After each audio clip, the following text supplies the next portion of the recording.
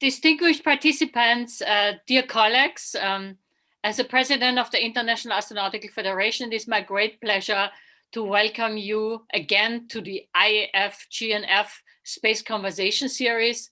I hope you all had a pleasant holiday season, and I wish you a happy new year.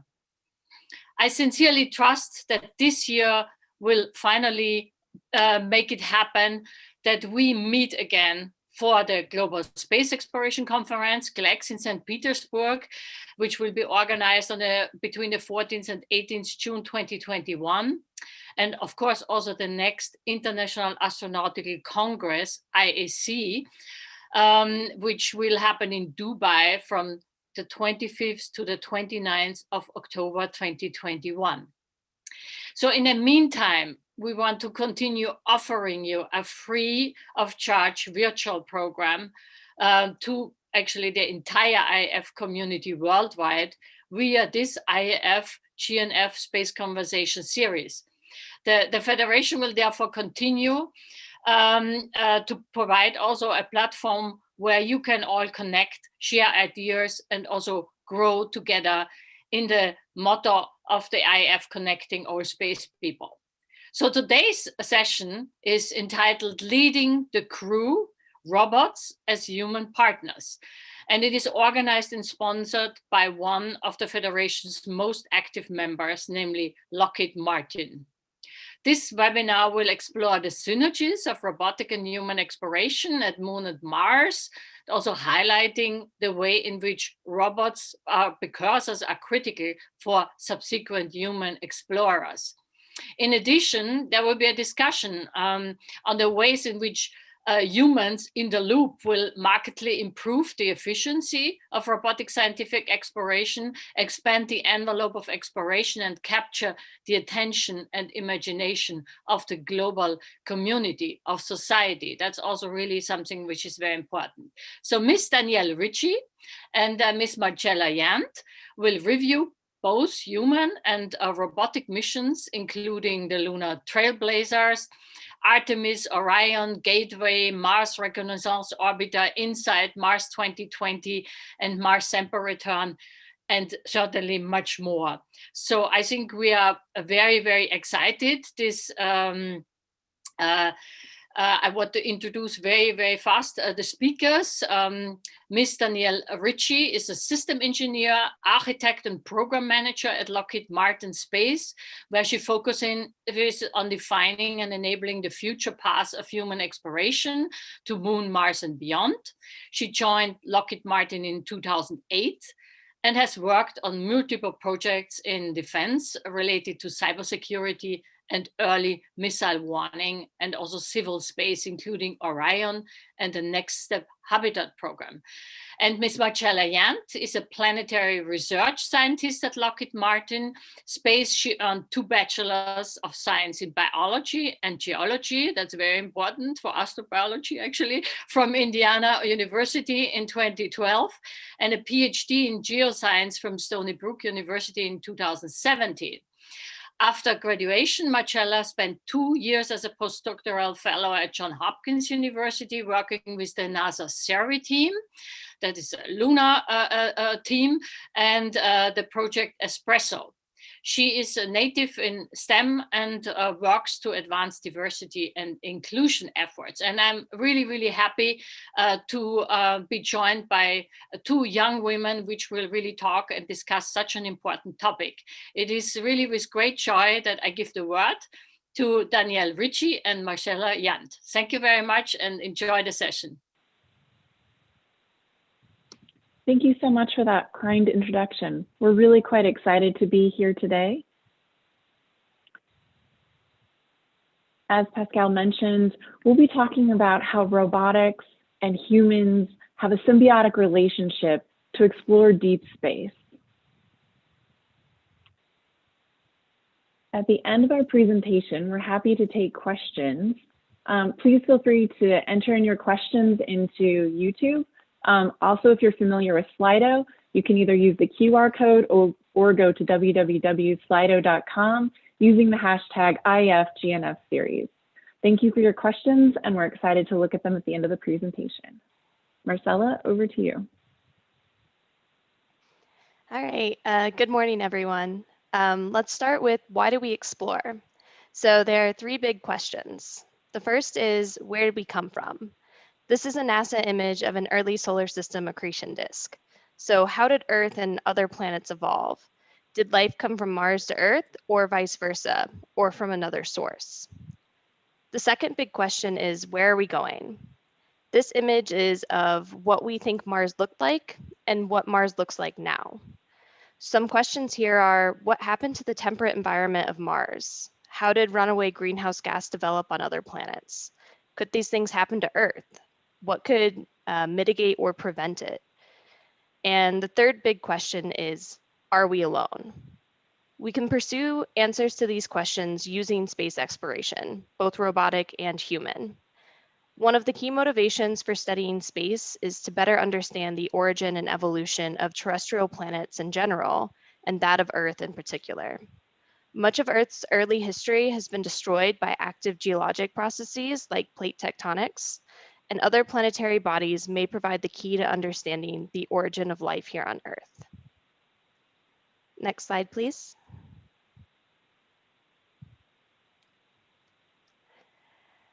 So the understanding that we can gain from space missions is significantly increased when humans and robots work together. Exploration plans include strategies that follow an established spaceflight practice where robotic missions come first and are primarily driven by scientific and technology demonstration objectives. This includes reconnaissance from orbiters, landers, and rovers, which is what I'm going to talk about next. So recent lunar missions have collected a wealth of data of the lunar surface and the lunar environment, and upcoming missions will add to this. This is important for understanding the terrain, which is essential to choosing landing sites and understanding risks and hazards, and also understanding the available resources for in situ resource utilization, or ISRU, both of which are critical for human exploration. Shown at the top of the slide here is Lunar Prospector.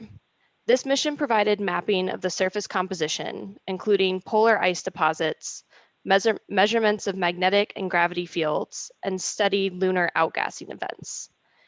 Data from this mission allowed the construction of a detailed map of the surface composition of the moon, including elements like hydrogen, potassium, rare earth elements, and others listed on this chart.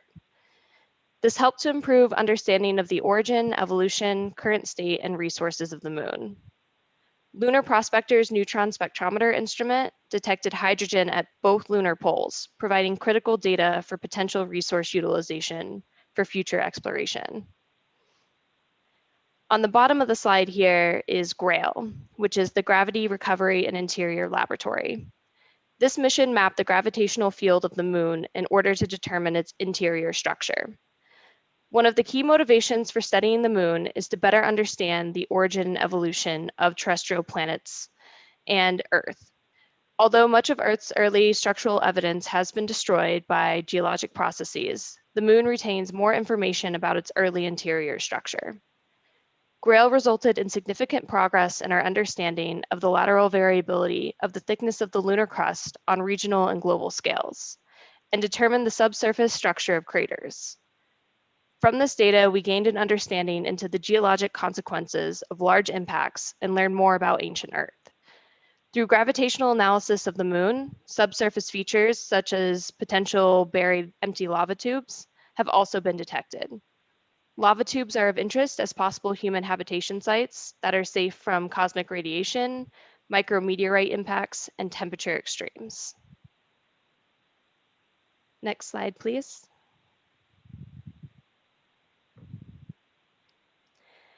So on this chart, we have LRO, which is the Lunar Reconnaissance Orbiter. This mission alone has delivered over 1.3 petabytes of data to the planetary community, a volume of data far beyond that of any other planetary science mission. Its detailed mapping program is identifying safe landing sites, locating potential resources on the moon, characterizing the radiation environment, and demonstrating new technologies. LRO enables global lunar surface access, providing topography, images, and resource maps. It emphasizes the lunar poles, and as shown here, it mapped water ice deposits at the lunar South Pole. LCROSS, the Lunar Crater Observation and Sensing Satellite, impacted a permanently shadowed area in the South Pole region and also detected water ice and a variety of other volatile components. This is important for human exploration as it will be the first destination. We need to know where these deposits are for utilization, and as seen here, they're in craters that are too extreme of an environment for humans and will benefit from robotic interaction. Next slide, please.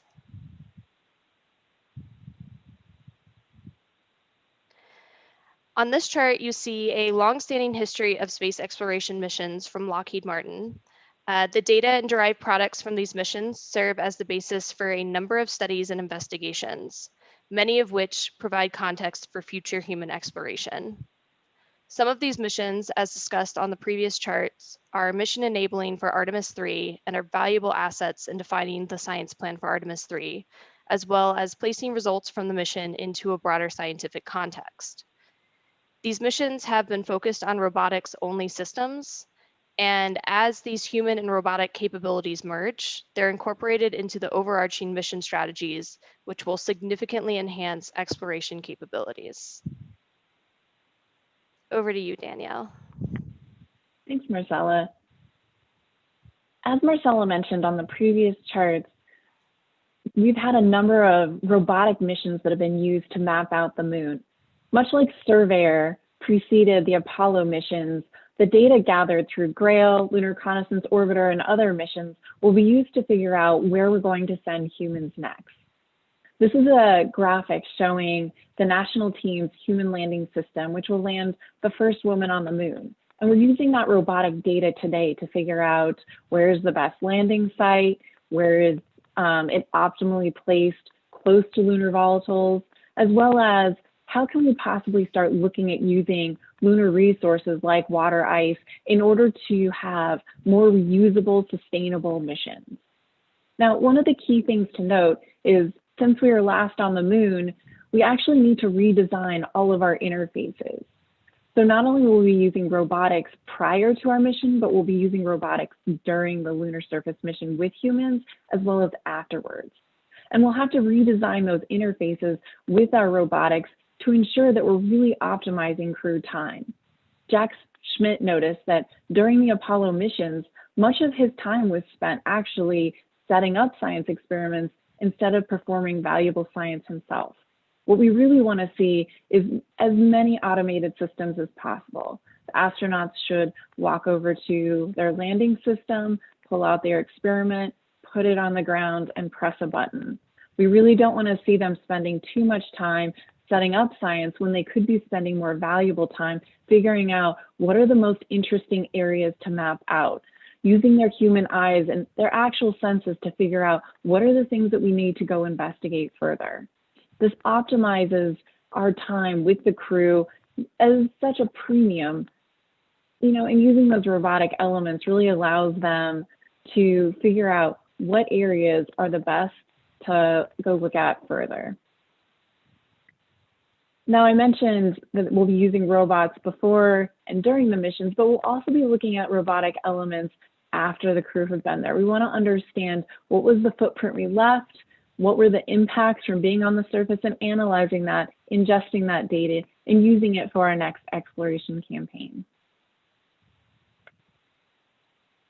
Speaking of, we don't want to go to the lunar surface just once. We want to look at going to the lunar surface a repeated number of times in a more sustainable fashion for longer missions. We're looking at sending humans to the surface for 30 to 60 days at a time to allow them to really explore the area. This is going to require many more elements as well as more robotic infrastructure. Robots will be used to put in place these assets prior to humans arriving. What you see here is a human habitat in the center. There's a robotic element that landed that habitat and then put it on the surface prior to humans arriving. Again, we're also looking at the pressurized rover on the left-hand side. Similar to Apollo missions, you'll see pressurized and unpressurized rovers that can be used to move astronauts around the surface to explore further areas out from that habitat base. Now, also on the surface are more infrastructure elements. For the Apollo missions, when we landed a single lander, it had to have everything all packaged into a single lander. So you're looking at your power system, your comm system, and what you could have on the lunar surface are more infrastructure elements that allow you to come back in a more sustainable, repeated way, you know, really optimizing each element and again, relying on robotics to connect up that power supply station or that comm network to all of your lunar surface assets. Additionally, like Marcella mentioned, you know, when we're looking for water ice, you can use that if you use robotics to go and harvest that water ice and turn it into water to drink, oxygen to breathe, or even propellant in a cryogenic hydrogen and oxygen fashion for your ascent element going back to, you know, the gateway in order to have more of a reusable, again, lunar surface infrastructure as we explore. When we start looking at the interactions with humans and robots, we want to make sure we understand that these elements are going to be designed, we're going to have lessons learned, and then we're going to use those lessons as we move out further to Mars. Now, talking about those lessons learned, you know, we look at Mars as, or the moon as really a proving ground. So it's not just, you know, moon, then Mars, it's both. Everything we learn on the moon, from how humans will interact with robots, how our operations team supports our astronauts, how those robots are able to interconnect infrastructure as well as go and research areas that we may be able to use for ISRU or other interesting volatiles will definitely be applied to Mars. Now, the surface is completely different from the moon to Mars. We understand that. But it's really important for us to make sure that we take any lessons learned and apply that out to Mars. One of the key things also to note is that anything that we use technology-wise and develop for the moon can be used here on Earth. You know, a key example, now that we're getting into much more exciting times with cars, are the longer lifetime of batteries. Those lunar rovers are going to need more robust batteries that sustain themselves through colder temperatures and more volatile environments. That's perfect for being able to use that not only here in our cities, but also more remote locations on Earth. Habitability is another great example. Those life support systems that are used to support the crew through regenerating oxygen, water, will definitely be able to be used here on Earth. Especially when you start thinking about what kind of closed loop system you need to go to Mars. Can you imagine taking that technology and applying that to remote locations or even your homes here on Earth, creating a more sustainable infrastructure that, you know, benefits everybody? I'm going to turn it over to Marcella now to start talking about what we're going to look at with robotics on Mars.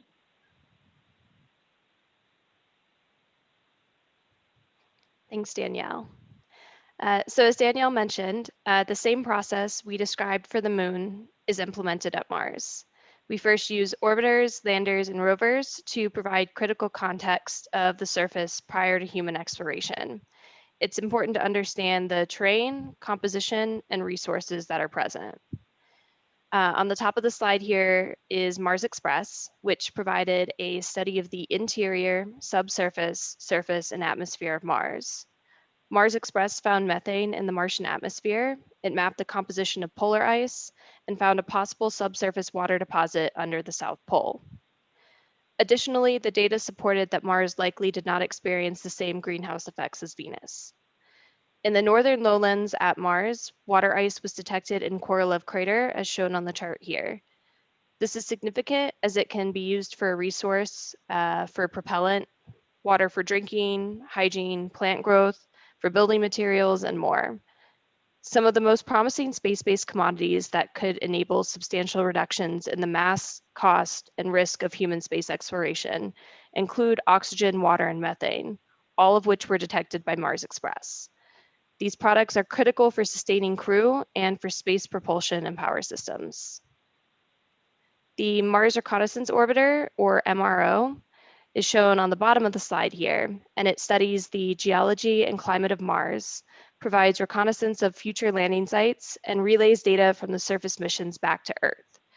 MRO provided high-resolution images of reoccurring slope lineae, which are streaks formed by briny surface water. The spacecraft also serves as communication relay for the Opportunity rover and the Curiosity rover on the surface of Mars. Data from these missions have been critical not only to our understanding of Mars, but also Earth. On Mars, we saw a new type of ripple in sand dunes, and the models that were derived from figuring out its formation now allow us to look at old rocks on Earth and understand how cold and salty the water was at this time. Also shown here is an image from Jezero Crater, which is the landing site for Perseverance. It's critical to understand the nature of the landing site for hazard avoidance and contamination purposes. There are clays at Jezero Crater, which indicate the potential for a previously wet environment and the potential for biosignature detection. It's important to explore these regions first with robotic missions before integrating humans that may contaminate these special regions that have the potential for life. Next slide, please.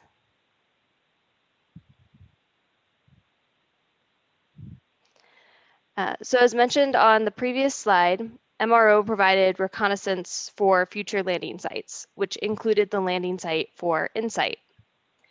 InSight stands for the Interior Exploration Using Seismic Investigations, Geodesy, and Heat Transport. And it's a collaborative effort, including instruments from NASA, CNES, DLR, and ASI, among others. It's a robotic lander designed to study the deep interior of Mars. InSight uses a seismometer to measure seismic activity and provide accurate 3D models of the interior of Mars, and also to measure the internal heat flow using a heat probe to study the early geological evolution of Mars. This data can bring a new understanding of how the terrestrial planets like Mercury, Venus, Earth, and the Moon form and evolve. The Phoenix is a Mars lander that provided important findings that contributed to the history of water on Mars. Phoenix confirmed and examined patches of the widespread deposits of underground water ice that were detected by the Mars Odyssey orbiter, and identified calcium carbonate, which is a mineral that suggested the presence of water. As mentioned before, water is a critical component for in situ resource utilization. Phoenix also provided a mission-long weather record that complements that of MRO with data on temperature, pressure, humidity, and wind, all of which help to inform future exploration efforts. The informative and complementary nature of MRO, Mars Odyssey, and Phoenix shows the important infrastructure of missions working together to provide a sustainable science output. This infrastructure extends to future missions like Mars Sample Return. This is a collaborative effort between ESA and NASA, in which the Perseverance rover will collect samples and leave them behind for the ESA collection rover to pick up and deliver to the NASA-developed Ascent rocket. Then an ESA-built Earth Return Orbiter will retrieve the samples and return them to Earth. And so I'm going to turn it over to Danielle to talk a little bit more about that. Thanks, Marcella.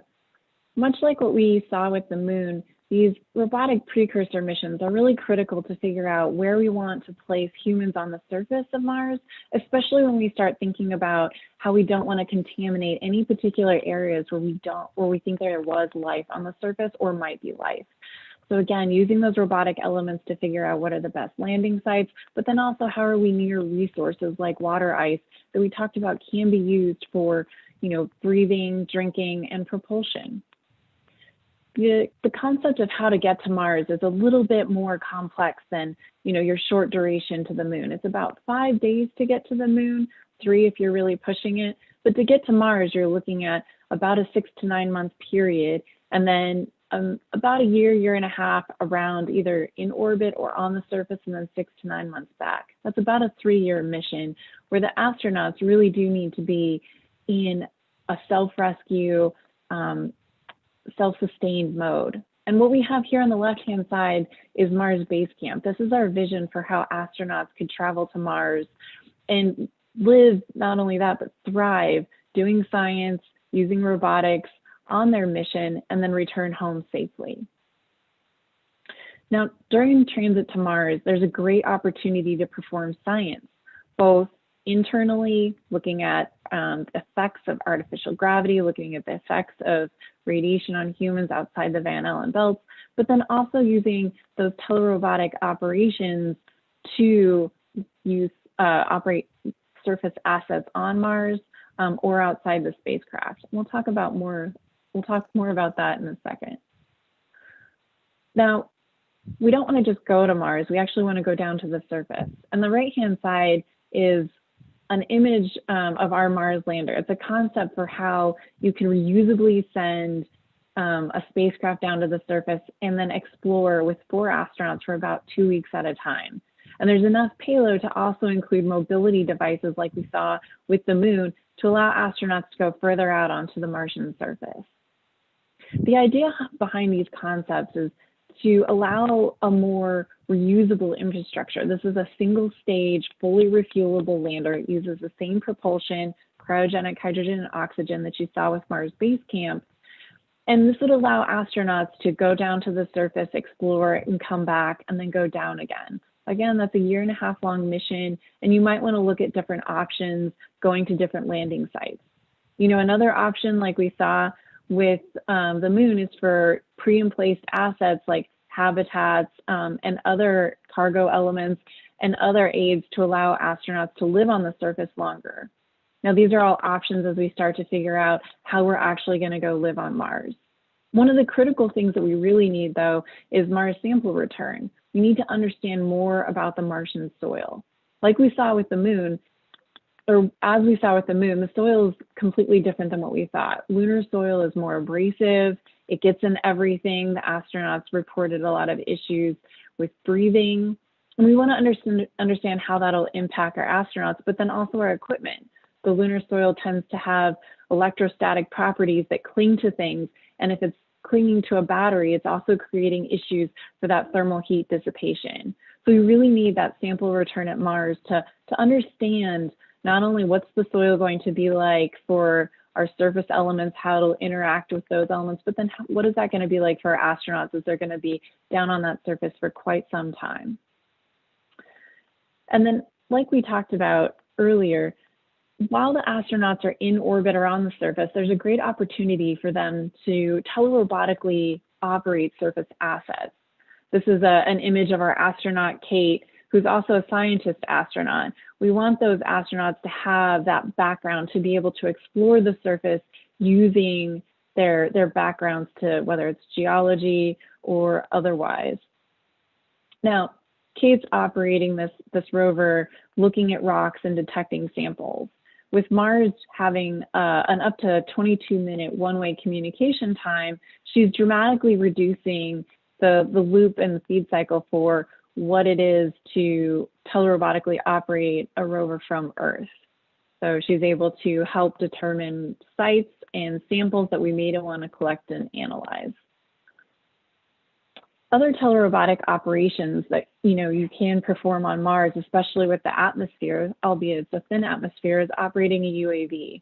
Now, this is quite exciting considering that it would really have to be either completely autonomous or operated from somebody with almost a 0 latency time, as UAVs need much more control. This allows you to map the surface of Mars much easier. Same operations could also be applied to a copter, much like the Mars helicopter being delivered in the next month on the Perseverance lander. I'm really happy to look forward to what we're going to see with Mars, especially with human exploration and using telerobotics. Again, that symbiotic relationship with humans and robotics on the surface of Mars. This image to me is pretty stirring because it means that we reached something that I wanted to see my entire life, which is that first astronaut walking on the surface of Mars. But it really takes all of the preceding robotic missions, as well as that partnership with robots on the surface at the same time. Now, this isn't the end of exploration. This isn't where we want to see ourselves end up and then stop. We want to keep going. But then also remember all the technology and lessons learned that we've learned not only on the moon, but Mars is going to be applied here on Earth. We're happy to see that all those deep sea mining lessons learned, as well as what astronauts will achieve on the surface, of Mars.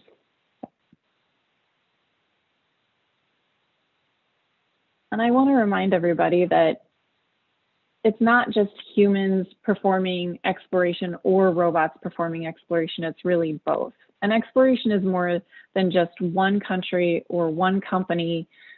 It's really everybody together in order to explore our universe. Marcella, I'm going to turn it over to you. Right. And I would just like to add that human robotic partnerships really drive development in technology, such as in situ resource utilization, communication systems, mobility, surface power, and dust mitigation. These technologies benefit science and academics and are also a driver for innovation and economic growth. Advancements in technologies touch every aspect of everyday life, including health and medicine, public safety, consumer goods, transportation, and many others that are a direct result of space exploration. And with that, I'd just like to thank everyone for their participation and for coming to this. And our next slide will give instructions for questions. Great, thanks, Marcella. And we're actually seeing some questions online. Again, if you haven't submitted your question yet, you can submit that through YouTube or Slido. So one of the questions we got so far is, if we're taking into account planet's unique features in designing robotics. And from a robotic perspective, Marcella, I'll let you answer that. So we definitely, every time we think about going to a different planetary body, we have to take into consideration everything about that planet's environment. So we definitely think about the temperature, vacuum, whether there's an atmosphere or not. Dust is a really important element to mitigate and to understand. So we need to understand grain size effects, and all of these things are taken into consideration when we think about what kind of tools and robots we're going to send to another body.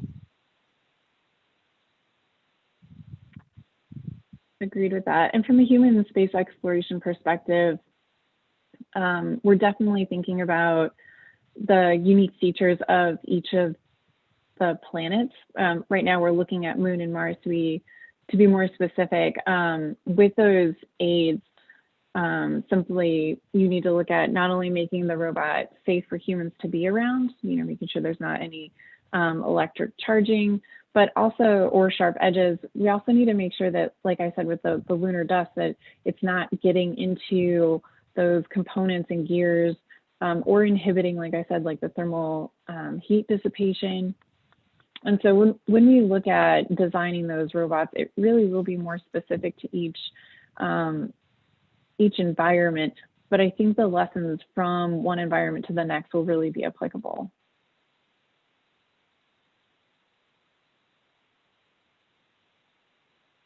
All right. Another question we got is, how do you see the role of both robots and humans for ISRU or in situ resource utilization? And I'll start, and Marcella, you can jump in. This is one of the things that we had kind of talked about. So if you remember going back to looking at the lunar surface, where there's a mapping of the lunar water ice trapped in the poles, that's something where you'd had a robot to actually detect that water ice is there, but then you probably want to send robotic missions to those sites to go detect how much is there and then how it's actually encapsulated. One of the terms that we've said before is it a dusty ice ball or an icy dust ball? And joking aside, it really is true, so that we understand how we can process that water ice and turn it into useful materials. But then when we start to think about not just those missions to go figure out what's there, if you actually want to harvest it, you're going to need a series of robotic missions to pull out that water ice and then to process it. And then ultimately you need to transport it over to your human assets, whether that's a habitat or a lander. Marcella, did you have anything to add? No, I think you covered it well. Okay, good. See what other questions we have.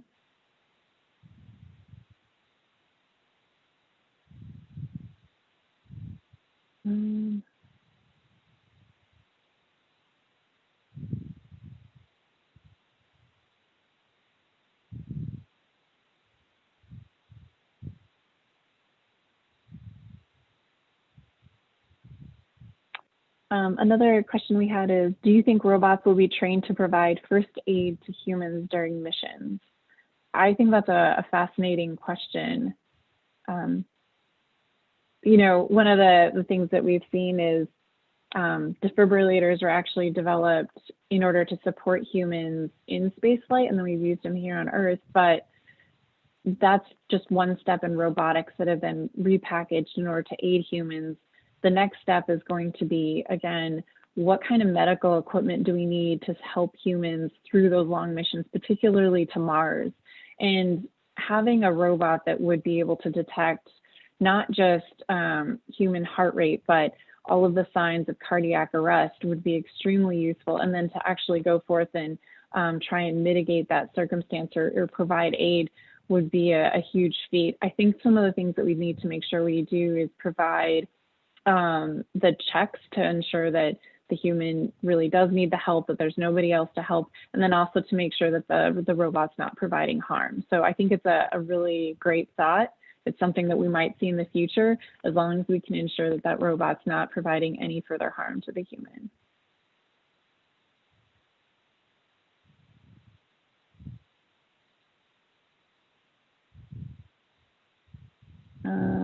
Marcella,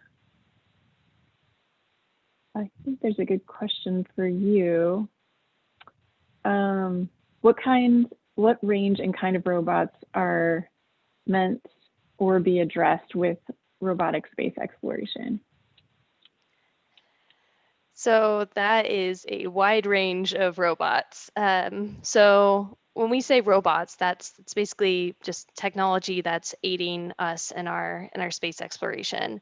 And so, as we mentioned throughout this presentation, this includes sending out robots prior to human exploration. So things like the rovers that can go around and do some reconnaissance and understand what the terrain and what the chemical composition of the surface is like and what resources are present. So we have that interaction prior to human exploration. Then we have the robotic interaction during human exploration, where humans can either utilize these tools for mobility. So we could have a rover that will go along with the astronaut and will carry tools and samples and make the process much more efficient and faster on the surface. Also tools that will be able to give chemical composition and better understanding of the surface to the astronaut in real time and provide maps, which will allow them to design a traverse very quickly and efficiently. And then we also have robots that we can send in after human exploration, which will look at things like, how did we contaminate the surface? How has the surface changed and evolved from human interaction? Excellent. And then I think there's a really interesting question that's been posed. What happens if we actually found evidence of life in a Mars sample return mission? That would greatly change our human exploration efforts. So we would need to design special regions. This is something that we are starting to do on the moon. So we use the moon as a proving ground for Mars. And on the moon, we've designated the landing sites as special regions where we want to understand the history and what's happened there, how these past missions have affected the surface. So we've named these special regions where we don't want to send humans right away. We'd rather have it be robotic interaction where we're not having that contamination. So if we find life on Mars, it's definitely going to have us map out these special regions. And we're going to need to be very careful with how we proceed with any sort of human interaction and how we do our science endeavors. Yeah, exactly. Not only that, but that is fundamentally a great answer to one of the first 3 questions that we posed today. Another great question that someone asked is, do you believe that droids might be the first to land on Mars in order to provide a full VR experience to a crew that's orbiting around Mars or even Earth? So first of all, our technology is definitely there to do that. We have amazing video capabilities today. I think actually one of the hardest things is going to be just the comm relay, since we're able to take 4K video today. If you can imagine a full 3D dome view of Mars or the moon prior to the next human landing. So I think that would be a great investment in order for us to really be able to see that next landing site in a full VR view, and then to load that data and then be able to interact with the area. And then if you can imagine, you know, putting into a full room, okay, let's look at our next landing site and figure out where do we want to put perhaps the next habitat, or where can we start putting in place some of our elements? Is there a rock in the way, you know, or are there sample sites that look really interesting? But I think that VR digital twin, or starting to start the digital twin experience for what your next landing site for humans would be really interesting. Any thoughts from you, Marcella, on what that would do for robots and robotic exploration? No, I think you covered it well. The main complication is definitely getting the data back because we definitely have the technology, it's there, and it's something that hopefully we'll be able to have in the future.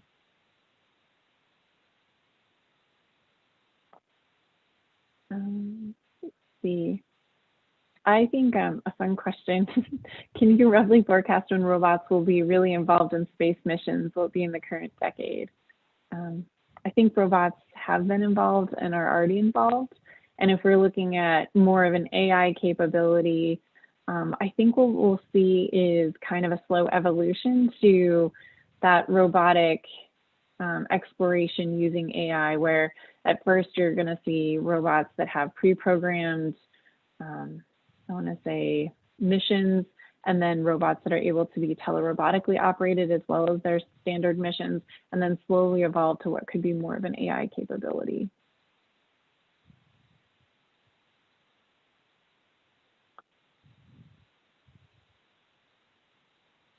Let's see. In order to master the complexity of such a system and all the interactions between spacecraft and the possible reuse for Mars, do you implement an MBSE approach? So I think I can answer this at least for a human spaceflight. We're definitely using MBSE in terms of our human missions. And I think that's a really important function when you start looking at incorporating robotics into those human missions, as you start to blend your MBSE models together to ensure that they're compatible, not just on an interface basis, but then also more on a software and routine basis. Marcella, how about for your deep space missions? We definitely use MBSE for our software approach for deep space exploration. So it's something that we do implement.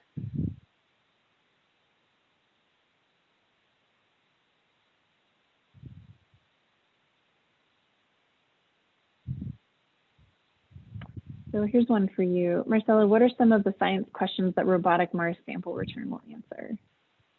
Oh. So although we can do a lot on the surface with our robotic interactions, we've received a lot of data and a lot of good chemistry and physical properties from our landers, rovers, and orbiters. But what we can do in a laboratory is much more robust, and we will be able to get more at biosignature detection, potential life detection, understanding the exact ages of these materials, and we can just get a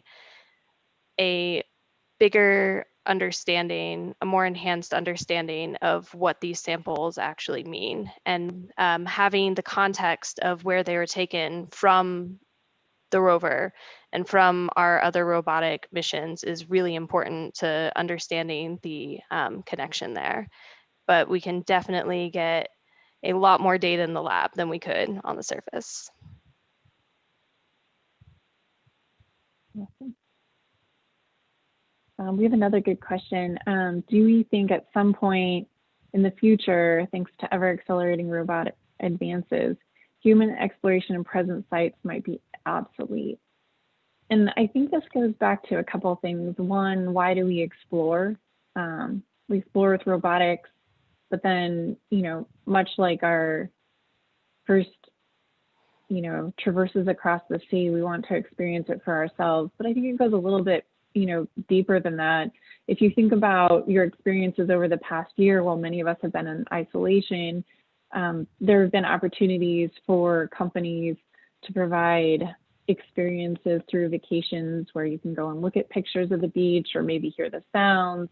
And I think ultimately that's really the answer, is that that's just not as satisfying as being there and seeing it for yourself. Even if you were to capture it in a full dome format or a VR experience, there's something to be said about, you know, feeling, touching, smelling, using all of your senses to really take in a site and an area or even a new planet.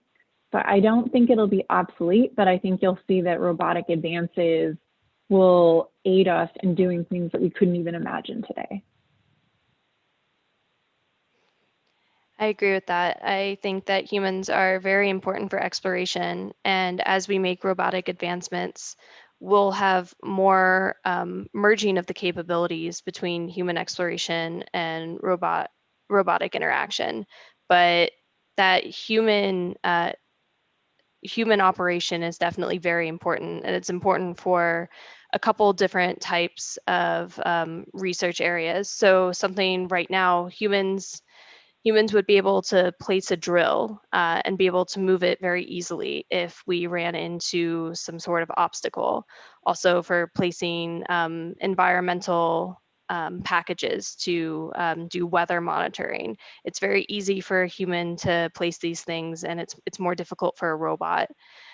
So there are things that humans right now would definitely be our better option. But as we progress with technology, I think we'll definitely see more of a 50-50 partnership. Agreed. This is an interesting question. Do you think robots will support humans on a psychological level?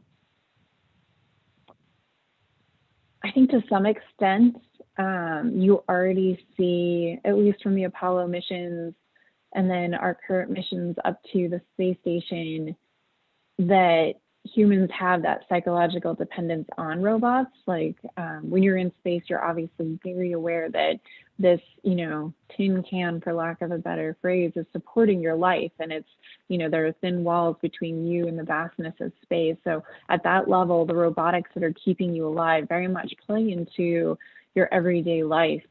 But then on the flip side, the ability for robots, for you to use robots as an astronaut, enhances what you can do and what you can discover. And I think there's a little bit of an excitement and a thrill to that. If you think about what we just accomplished with, you know, going to Bennu and taking a sample with OSIRIS-REx, there's something to be said for the way that our teams here on Earth were able to use the robots in order to achieve something that we can't yet do, at least right now, but maybe in the future. So I think there's definitely kind of a yin and yang when it comes to robots. One, you're very aware of their supporting you and their possibility for failure, but then you're also super excited about what you can do with robotics and robotic exploration. Anything else, Marcella? I would just add that although probably having a robot that's main function would be for psychological assistance is pretty far in the future, but people can draw a connection to almost anything. I feel like people feel a connection to the rovers. You see it, and it kind of gives you this sense of happiness. And people have that even with like their robot vacuums. It's almost like a little companion, even though that's not its main function. So although these are more future technologies, it's something that people can draw on even today. Exactly. So another great question is a guidance and navigation system, at least with partial coverage, planned for either the Moon or Mars? And I would say, I think we understand that we definitely need better navigation capabilities, and the space agencies are looking at different concepts for how to do this, kind of similar to what we do with Earth, but then obviously slightly different. This would be one of those things that's a great area for that public-private partnership that we've really seen emerge in the past couple years. And I think further than that, it's not just guidance navigation. You're also looking at that infrastructure that we were talking about, where you need a much stronger comm relay network in order to, gather all the data, that high rate 4K video you're taking on the surface of the moon or Mars, and relay that back to Earth. So I think it's both guidance navigation and then also looking at your comm infrastructure. And I'm excited to see where that goes in the future. I don't think it's definitively planned now, but I think we'll definitely see something soon. I always enjoy this question. When do you realistically envision astronauts landing on Mars?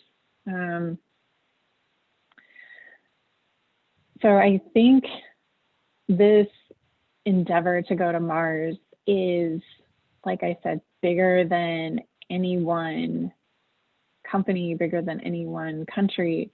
And it really is going to be an international endeavor where we align all of our efforts together.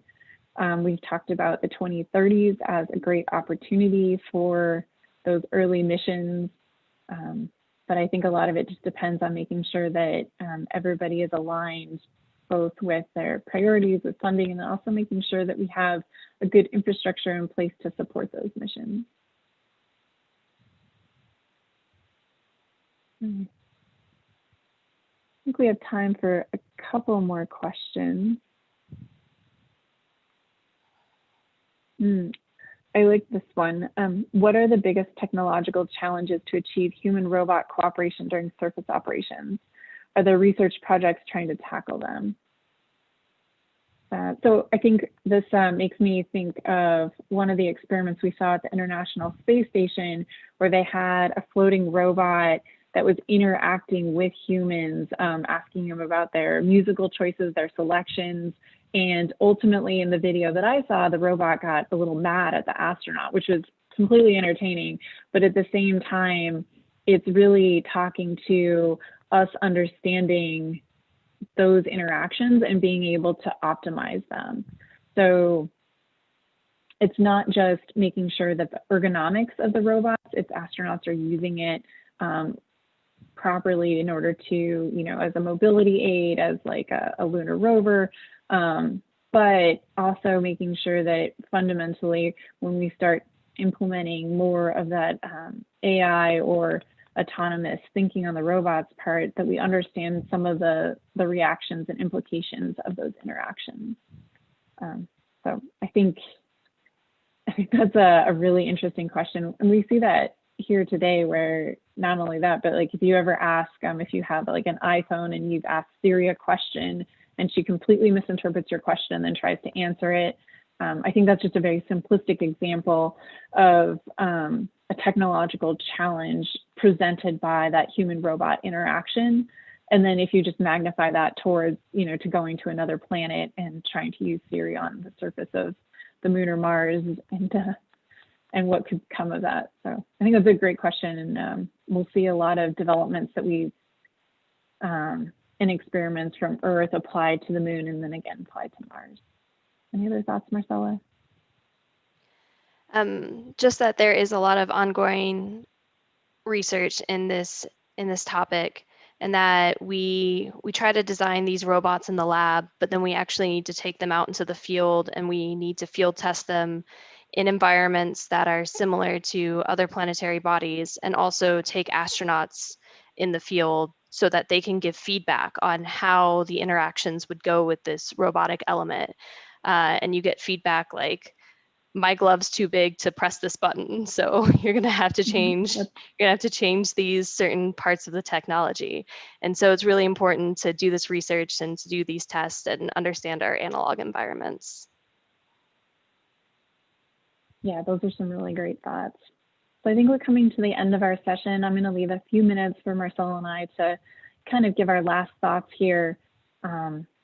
So I'll start off and then turn it over to you, Marcella. I would say that, like we talked about, robots are absolutely critical for human exploration. From my perspective, when I think about what it's going to take to sustain human life on the moon or Mars, not just for a couple hours to a couple days, but for longer term missions, the robots are so important for understanding where we're going to land, how we're going to get there, providing the infrastructure in place prior to arrival. If you just think about what it would take for humans to land a cargo mission and unpack it, using robots to do that provides such a benefit to the astronauts prior to their arrival. And then also, not only prior to their arrival, but during those missions. If you think about what we saw with Apollo, where astronauts were riding around on a dune buggy, the robotics that are used to support the astronauts during those missions, not just in mobility aids and simply picking things up and putting them down, but then also the cameras, the experience, the science taken through those robotic explorers, and then the ability to operate telerobotically in areas that's not safe for humans will really advance our understanding of the different planets and allow us to move further out into space. Marcella, what are your thoughts? So similar to what Danielle said, so this human-robotic partnership is critical to pushing our scientific advancements further. It will definitely give us a higher scientific output, and also sustained exploration and presence is very important, and robots will help to get us there. And not only on the lunar surface, but these are goals for future exploration, and they're part of a collection of incremental advancements. They each add to our combined knowledge of the moon, and they prepare us for continued exploration across the solar system, which will likely start with Mars. And as I said before, these activities are also a driver for innovation and economic growth, and they touch literally every aspect of our daily life. It's really driven by a direct result of space exploration. Thanks, Marcella. So I think that ends our presentation today. I really appreciate you guys being here, listening in. I really enjoyed the questions and continued thought-provoking ways we're going to explore the universe. Thank you, everyone. Thanks, everyone.